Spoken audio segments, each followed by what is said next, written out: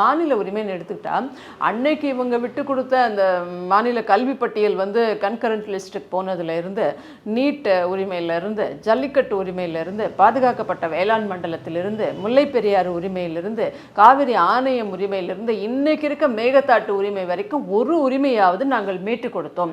இல்லை இந்த உரிமைக்காக நாங்கள் வந்து பாராளுமன்றத்தை நாங்கள் வந்து ஸ்தம்பிக்க வச்சோம், இல்லை டெல்லியே ஸ்தம்பிக்கும் அளவுக்கு நாங்கள் இத்தனை எம்பிக்களை வைத்துக்கொண்டு போராட்டம் நடத்தினோம்னு இவங்க யூபிஏ கூட்டணியில் இருக்கும்போது ஈழத்தமிழர் பிரச்சனை உட்பட எல்லாவற்றையும் விட்டு கொடுத்தது தானே வரலாறு. அதனால தானே ஆட்சியை விட்டுட்டு 10 வருஷம் இவங்க வந்து இவங்களோட அந்த அறிவாலயம் சொல்கிற அந்த அறிவில்லாத ஆலயத்தையே சட்டமன்றமும் பாராளுமன்றமும் நடத்திக்கிட்டு இருந்தாங்க அது வரைக்கும். இப்போ வந்து எப்பெல்லாம் அனைத்து இந்திய அண்ணா திராவிட முன்னேற்ற கழகத்தில் தலைவர்கள் மறைகிறார்களோ அப்போ மட்டும்தான் இவங்க ஆட்சிக்கு வருவாங்க. தலைவர்கள் மறைவினால எங்கள் இயக்கத்தில் வந்து ஒரு சின்ன ஒரு தலைவர் மாற்றம் வரும்போது அந்த கேப்பில் தான் இவங்க வந்து ஆட்சிக்கு வருவாங்களே தவிர இவங்க மாநில உரிமையை நிலைநாட்டியோ இல்லை மாநிலத்துக்கு நல்லது செய்தோ எல்லாம் ஆட்சிக்கு வந்ததா வரலாறே கிடையாது.